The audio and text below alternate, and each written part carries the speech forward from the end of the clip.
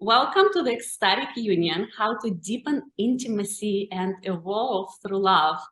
And I'm so excited to introduce you to our special, delicious, yummy guest, Trisha, who is a priestess, a shamanic witch. She's training goddesses, taking them into temples in Egypt, and serving the collective by reminding women of their power, of their sacred sexuality, of all of the deliciousness that is alive in their body. So thank you so much for being here. Thank you. I'm so excited. So excited to be able to share this wisdom. Yeah.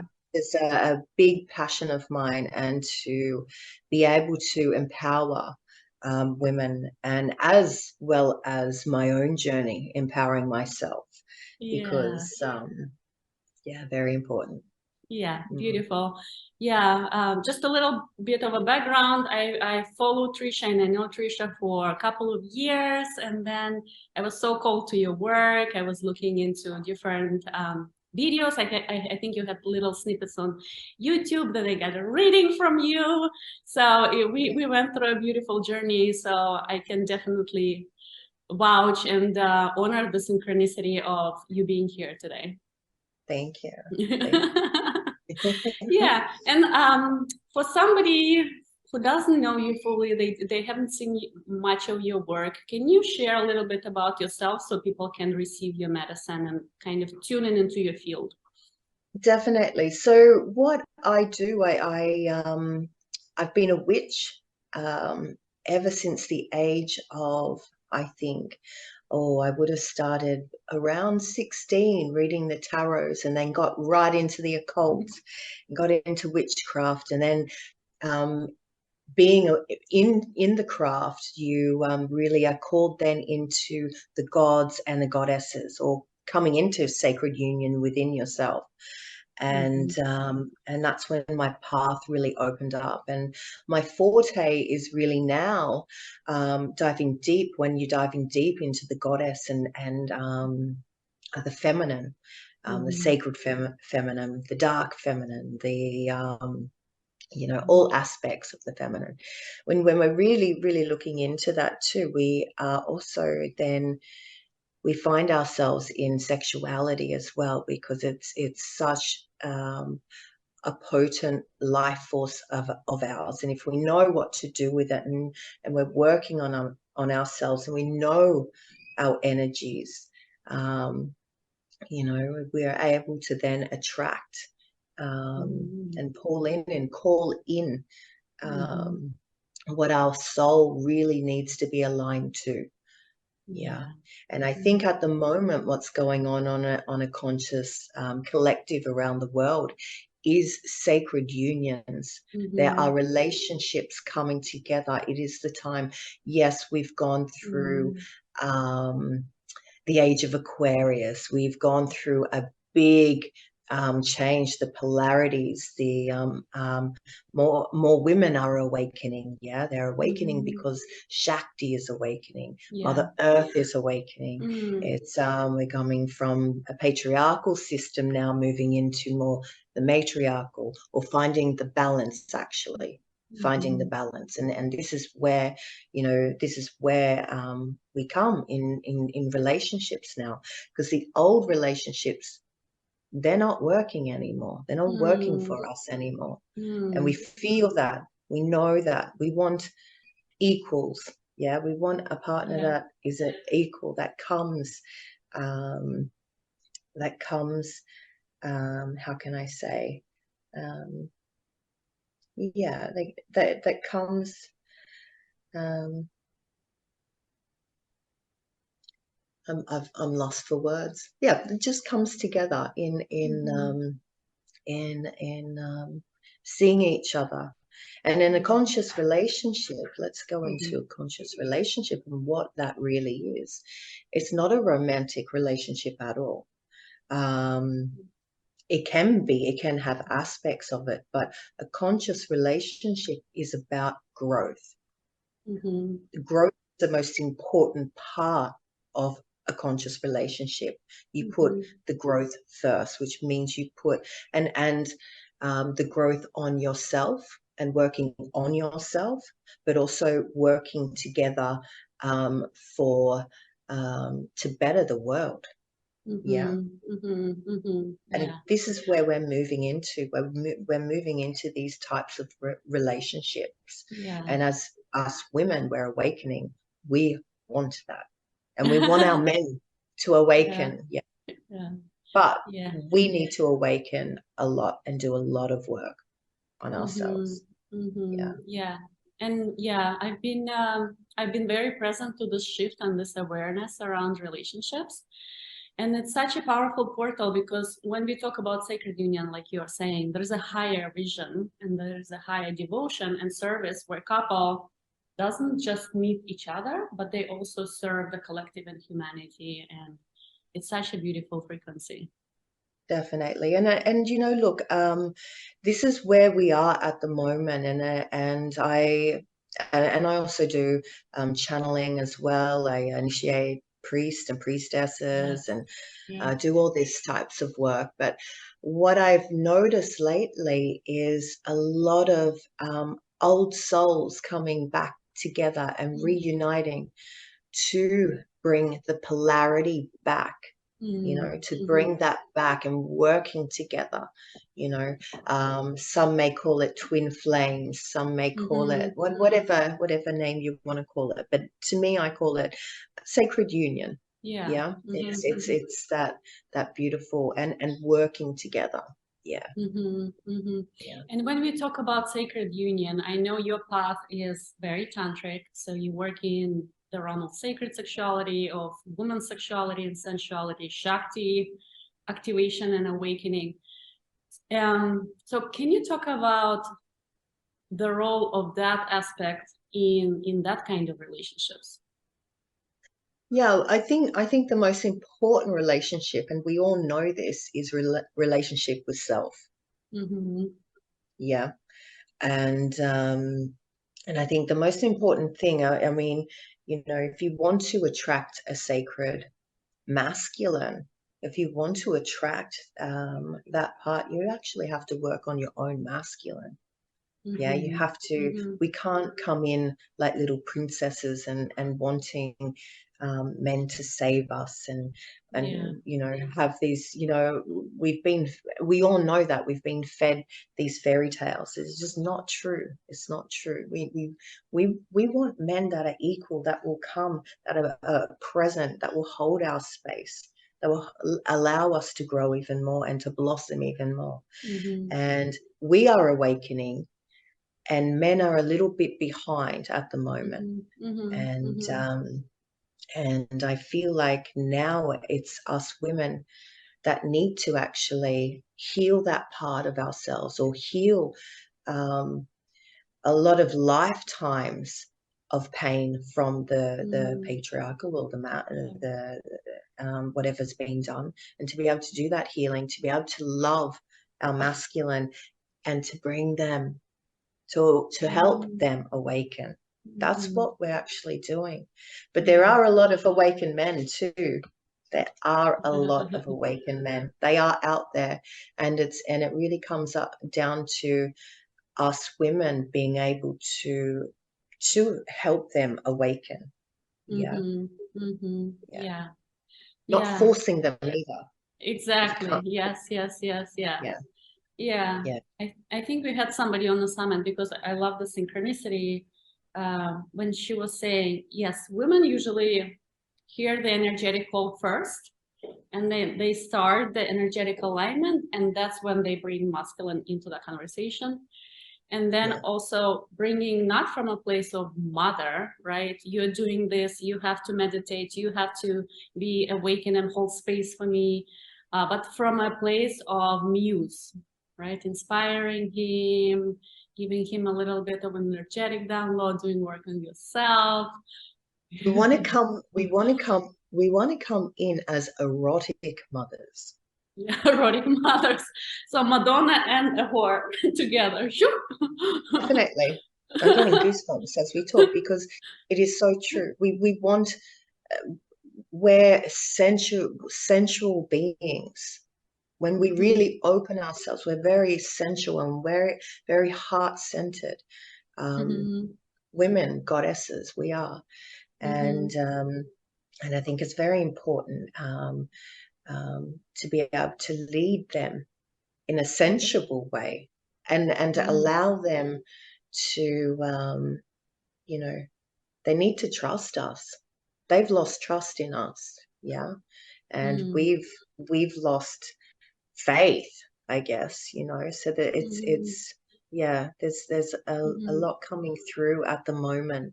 And a lot of, I want to say, what I've really seen a lot, I see a lot with clients coming through, really calling in their soulmate, their sacred union, their other part, and actually really coming through. There's so many souls right now on earth all finding each other. It's all coming through. That's why we're all awakening. It's all happening. Yeah, yeah. I love this. I have goosebumps everywhere too. Yeah. So because we surveyed our participants from the ecstatic woman, so for somebody who has been doing embodiment work, you know, have been doing priestess Shakti work, maybe a little bit of like self-activation, tantric practices, for a woman like that, is there anything more of that she needs to do to align with that kind of union? Is there anything that she needs to take on as a practice? Is there is anything coming through for those women who are ready, available, and have tried many different things and it's still a gap? It comes down to trust as well. It comes down to, you know, and I see this, and I've gone through this myself. I talk about the wounds, the patriarchal wounds. Well, let's go way back to women being raped in temples, and I like the patriarchal coming through and through. We hold all this hatred and this and trust me, I work in Egypt, I work in all these types of places, and it's quite raw. It's still around, you know. And it's about loving our men again, yeah. And healing those wounds and what men have done to us, or may have done to us, whatever. It really comes down to healing that, and coming with a gift of love, not a gift of, you know, like you were saying about the mother, you do this, you do that, and because he's just going to and just completely back away. It's we know we're as women, we have such power, you know, such power in our sexuality and sensuality, and when we know how to use it properly, not to manipulate, but to really come in and give the gift of love, and to be and hold that space for them, then they start to open up and trust as well. Then they can soften, you know. They soften a lot more. It's a tough one at the moment. It's a lot of sisters are walking alone a lot, because there are a lot of men that aren't awakened, but it's also what you are calling in as well. You can call in, you can call in this, and it comes down to working on your own masculine. Yeah, this is very powerful. Relationship with your inner masculine. It really does. It's being able to, you know, not wanting, like I was saying, a man to save you, or having a king or a god, or it's actually having that energy within yourself, because then that god or that king within you will radiate in such a frequency that that man actually has to meet you there. If that makes sense. He actually has to, and if he doesn't, he will just fall away. And or he will either rise his vibration, or he will, off he goes. But this is what we're wanting, you know, and this is what, when we go into conscious relationships, we're actually learning from each other. We're learning. It may not be a forever. It may be, you might be with somebody for maybe only a month to a few years to 20 years, but you are growing, and you're always learning, and you're learning from each other to go into higher states, you know, because eventually at the end of the day, we want our other half, you know. We want our other half is because we were fed a lie about separation, about this separation, about the masculine and the feminine, and this is over here, that is over there. And when you can find, when a woman, so we're talking about a woman that is already embodying, if she's already working on her masculine, her feminine, to be able to really come through, and you're never ever going to be balanced, you know. We're never ever going to be balanced. So you want to find a harmonious flow, and to be able to marry that. And when you find another partner who is doing that as well, that is pure sacred union, and it is real, and it's there, and that's what a conscious relationship is. It's working. And so I say to sisters that are already working on themselves, is definitely to be able to hold their frequency of their God, or their king, their what that is, and because a man, he won't come in as a little boy. He cannot, because your king will not allow a little boy to come in and pardon my French, fuck it up. You know what I mean? He just cannot.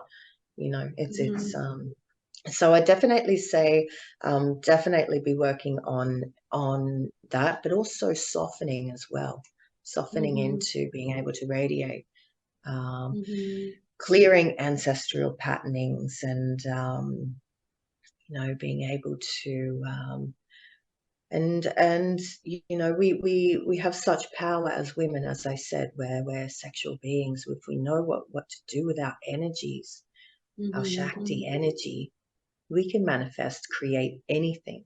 We can create sacred unions and powerful relationships. But it comes down to, you got to work on yourself. I love it. This is so powerful. This is just the essence of the essence. But it is so true. And trust me, I've had some shitty relationships, but I tell you what, they've helped me to grow, and I love them. I've loved them all, and I still do, and they've helped me to be who I am. And now I come at a space of a harmonious flow within me, or I try to anyway. I like that. And alignment, and so it is so possible. It is so possible. But we as women, we don't take little boys. We want to raise our vibration, our king, our God, because then that's because no one's going to come in. Then they will come in, but the right ones will come in. Beautiful. And from the energetics of what you are describing, I'm also feeling a big download around harmony. So creating that inner harmony, right? The inner king, the inner feminine. And then from that space of how you say, you know, forgiveness, letting all of the history go and opening to that purity of love again. That's when we can really align with something that serves. And it's easy to say, but I tell you what, it is hard when you really go in. I think that is the wounds that need to be cleared. They're the wounds that need to be cleared. of forgiveness, and being able to go in and trust again, trust in love again, trust. Yeah, it's a very powerful time right now on the planet. Yeah. We're shifting the polarities into Yes. Oh my God. harmony. Yeah. Yeah. I love it. Yeah. The shift was so quick, you know, from all of the feminine empowerment, leadership, embodiment work. And then we're like, whoop, wait a second. The unions are coming in. Let's hold that harmonious space for them to come into alignment. It's powerful.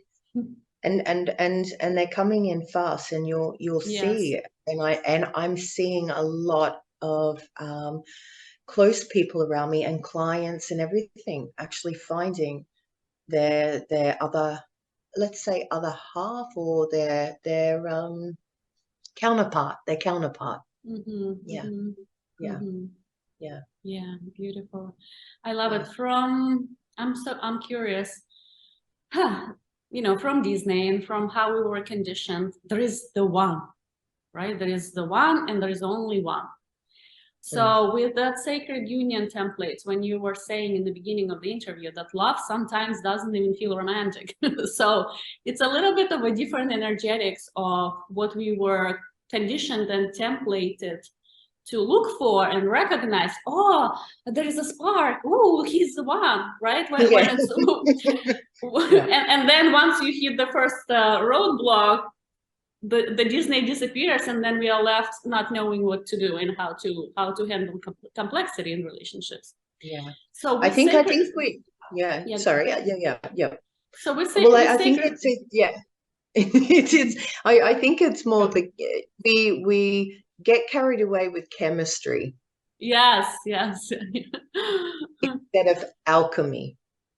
Yeah, this is huge. Yeah. I think we get really carried away so much with chemistry that, oh my God, like it's all like da da da da. But yeah, alchemy is when you really stay and you want to grow together, and you are growing yourself and growing the relationship as well. Totally two different things, because chemistry is just romance, and it's beautiful. But chemistry and that romance as well, it can turn into alchemy as well. But that's when shit hits the fan. That's when the honeymoon phase is over, and it's like, oh shit. Yes. Oh, I've got to work on myself. There's some stuff coming up. There's, you know, and then we hear it all the time, the runner, the chaser, the, you know, the attachment styles, and everything coming up, you know, and it's, yeah. And it's not easy. It's not an easy thing, conscious or sacred union. And it is not, because they are such a mirror. Yeah. Yeah. Oh God. Yes. Yeah. And do you believe it's one soul, like when we talk about counterparts, or it can be a few souls? Like what is your understanding of the template? Yeah, look, for me, I've had many soulmates. I haven't had many relationships. I was married for 22 years to my soulmate. You know, but I do believe there are the ones with an S on the end. Yeah, but some and look, and some people may stay. I've had beautiful clients that have been married for 40 years, and they've evolved so much and grow so much that they've watched each other change each milestone, and still like meeting each other as if they've just met a new person. You know what I mean? And it's quite beautiful. And it's so, for me, sometimes I do see that in clients, that they found their life partner. Yeah. So it is possible. But I think when we're looking for the one, yeah, it's yeah. I think, yeah. I think if you're working on yourself and you're calling in this type of relationship, then they will come. Yeah, they will come. Yeah. It can be very painful as well. As we all know, relationships are it's love, but it's hurt, it's pain. Your heart needs to crack open. Yeah. It has to crack open. Wow. Yeah, this is powerful. Yeah. Yeah. Yeah. Dying and rebirthing, right? Yeah. Yeah. And it can be hurtful too, especially if the partner can't hold that space for you. You know, but the most important thing is to hold to be able to hold your space. As when I say, hold your king, hold your God, hold your queen, hold yourself, and come in a mature way. And it's really hard to do because we're human as well. Yeah. Yeah. We have inner children. We have inner things Tantrums. going on. Yeah, oh, we have many tantrums, and we always want to do rah, rah, the mirror, you know, oh, it's you, it's you, it's you, it's you, you know. But we're moving, we're shifting now, and I think, you know, where a lot of people are tired of the old type of relationships. You know, we look at, I mean, you know, in the 60s and way back, I mean, the women would stay home and cook and clean, and the men would work and blah, blah, blah. It's different now. We're wanting equal. We're wanting spiritual, more spiritual love. Yeah. Yeah. You want to actualize. Yeah. Yeah. To be really there. Well, I do anyway. And I know a lot of women do too. Yeah. Yeah. Yeah. We want it all. Yeah, this is super powerful. Yeah, this is beautiful because then we are actualized, the partner is actualized, the union is actualized, and that can serve the collective as well. Yeah. Yeah. And it's hard. Look, you know, with the conscious relationships, you know, you're committed to growth.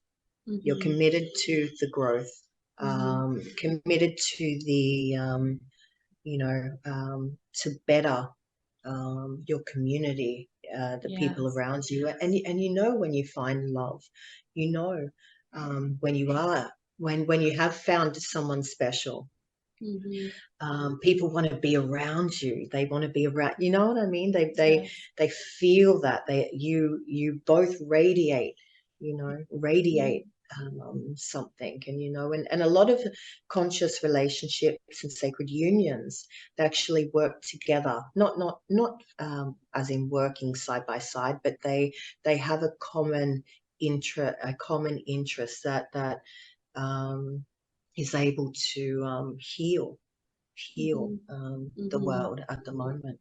Yeah. Yeah. Beautiful. So much. Yeah. So much. So, yeah. This is very powerful. I love it. And then I know you talked a little bit about it, and we have a special question from our audience as well.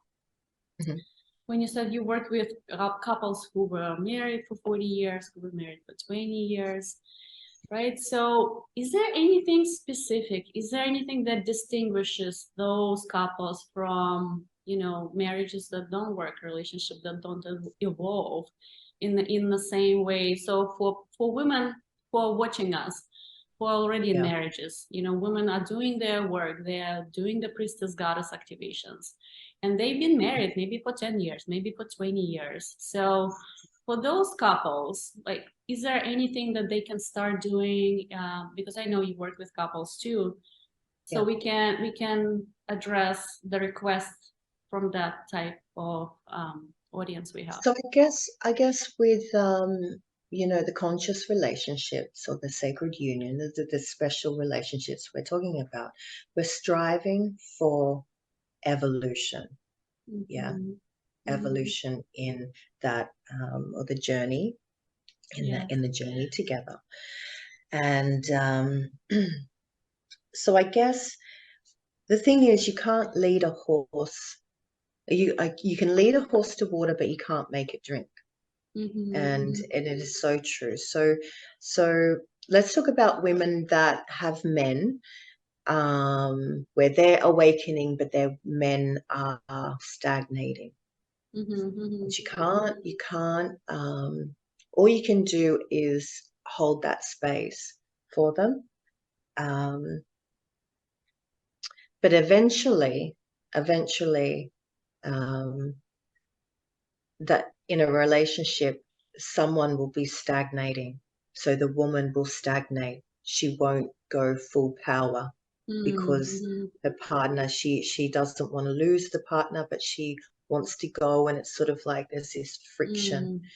And eventually, I mean, she may stay in that relationship, but she'll be very unhappy.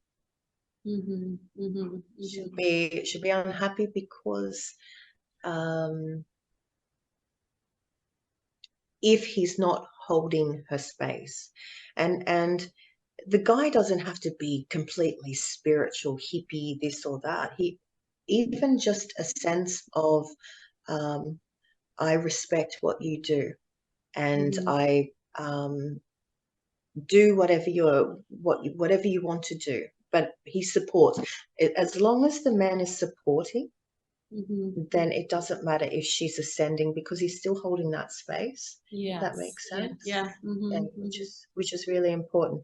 But if the guy is not holding space, the woman will stagnate. She'll stagnate, and it'll stagnate her soul. And her evolution of what she wants. And so we come into those choices. Where we do have to choose to stay or to go. But then there are beautiful couples that come together. One wants to hold space, and and she'll drag him along to these things and that, which is beautiful. Nice. I know I'll speak about my marriage for 22 years. Now, he completely a IT geek, not spiritual at all, but he was so accepting and accepting of everything I did. Didn't quite understand some things. But it worked because he really held that space. But there was a part for me where I really needed to evolve a lot. I needed to evolve, and and we're still very, very close, very, very close. But he just wanted to be a simple, typical man. He's just a simple man. He didn't want to go. He didn't want to grow. And so the relationship ended,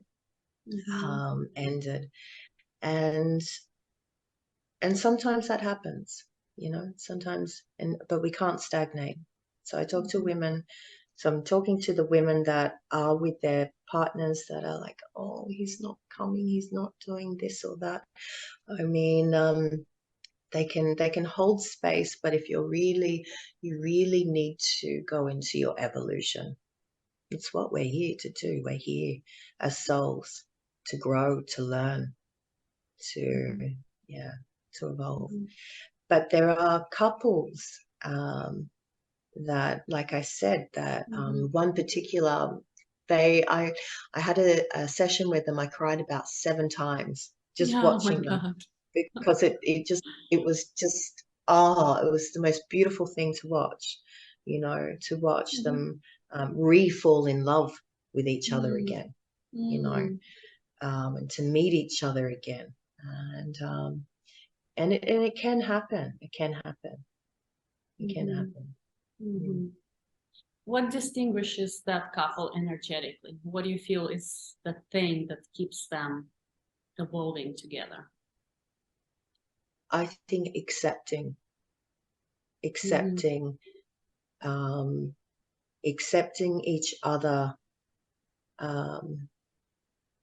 Each day they're finding out new things with each other, and you know, I remember they were sharing. I won't name names, obviously, but they were sharing. I've loved watching you grow into this new woman, like the woman I met 20 years ago or 30 years, however long it is.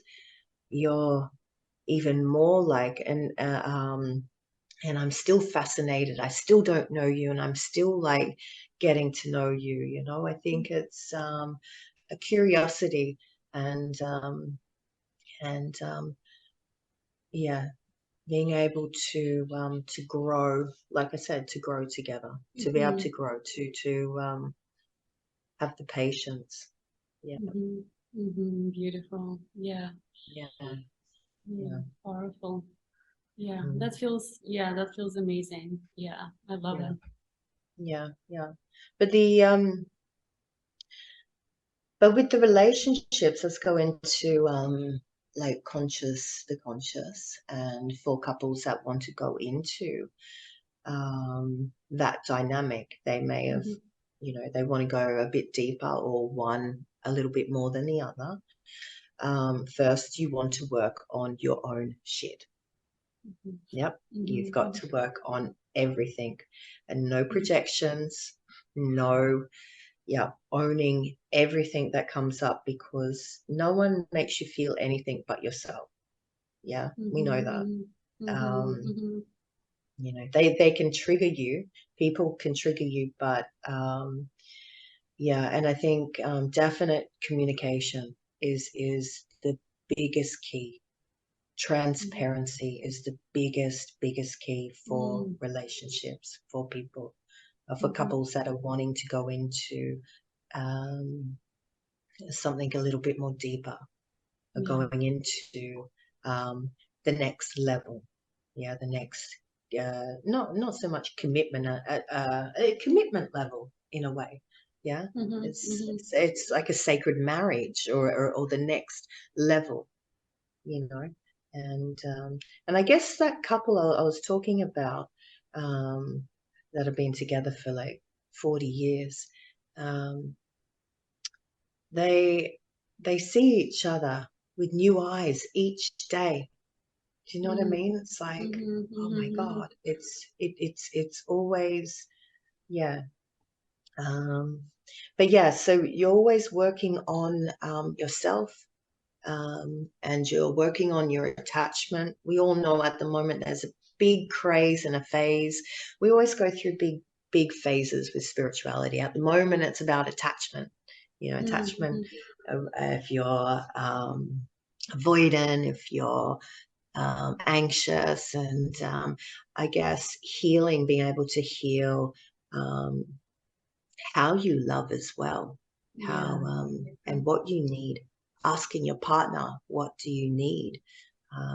It can be really tough too, really hard to be that vulnerable to ask what you actually really need, instead of going rah rah rah, but instead saying, I'm feeling, I don't know, whatever, and I just need a hug, you know, or whatever it is. It's being able to be completely transparent with each other, and it's possible for couples that have come from a relationship, a typical relationship, to be able to transition. It is possible. Definitely possible, but it requires a lot more transparency. Yeah, A lot more. Yeah, because we can hide so much of ourselves, of what we're truly feeling or even thinking, you know. Our desires, our needs, you know, fear of rejection, fear of abandonment, all of it. all of it, Yeah. and that will come up even when the transparency, and being able, when the person is being transparent, to not react as well. That's hard as well. Yeah. Can be And really, really. that's conscious relationships and sacred union, you know. Yeah. That's exactly it. So it's not rainbows and butterflies and we're changing and saving the world together. This is like deep portals of vulnerability, getting naked, dying over and over and over again. Over, and that was the beauty of that couple, was the dying of their old identity, but being able to come together and to be reborn again. Yeah. I think that was really special, and the most important thing too, when you, like, going back to what we're talking about, is coming from a place of no judgment. That's hard. Yeah. Not judging your partner or yourself in how you feel, because in a conscious relationship or sacred union, all feelings are welcome. Everything, jealousy, abandonment, rejection, all the ugly, everything, you know. Yeah.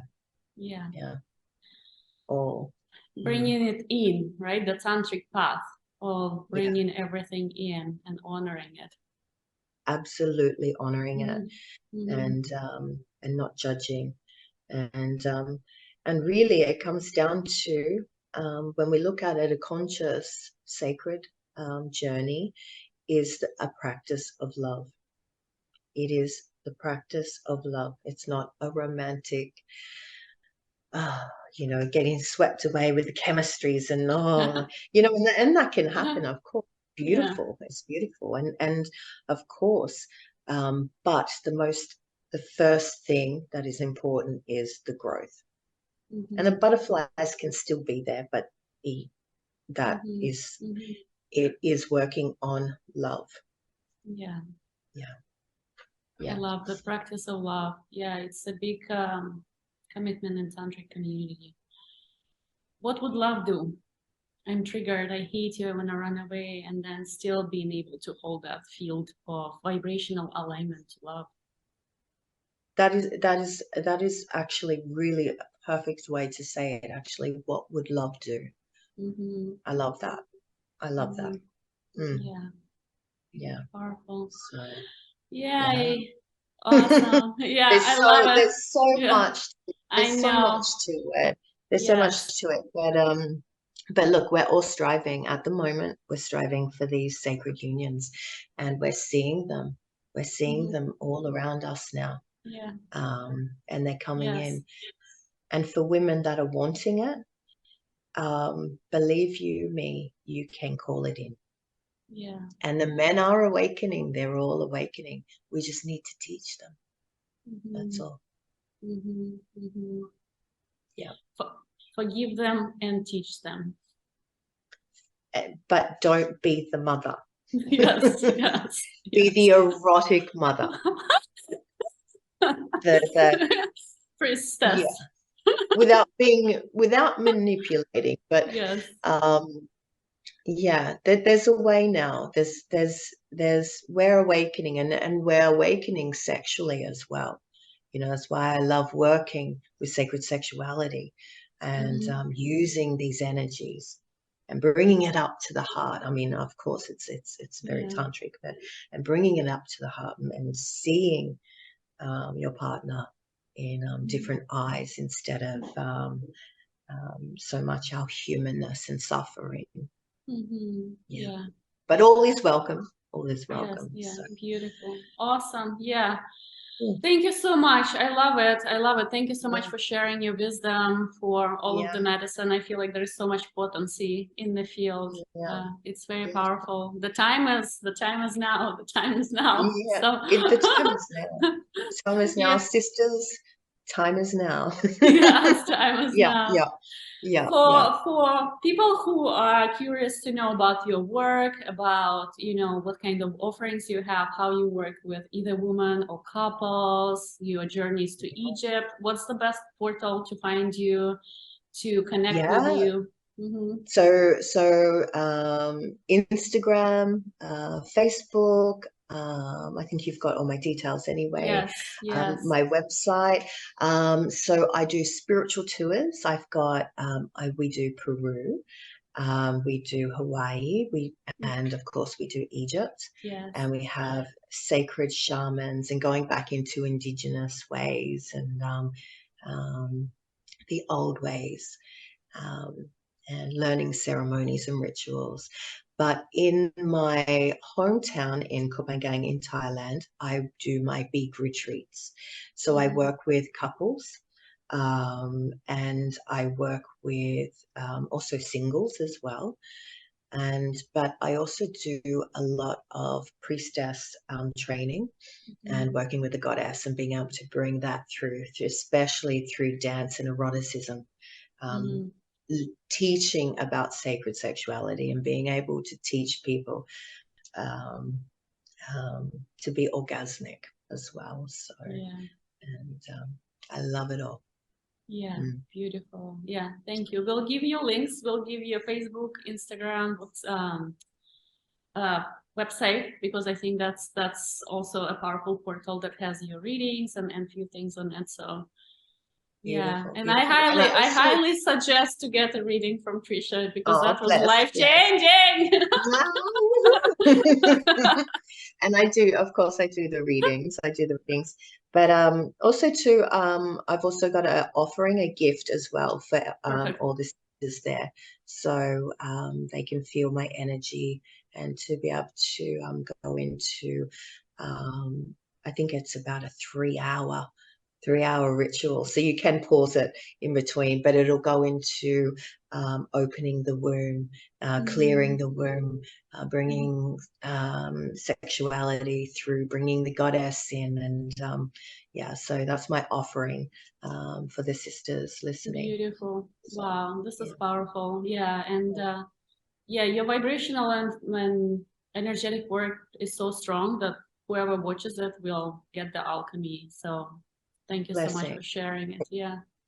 Thank you for allowing me to share my wisdom. Yes. And Yeah. yeah, I'm so blessing. happy. Yeah. Thank you. Thank you.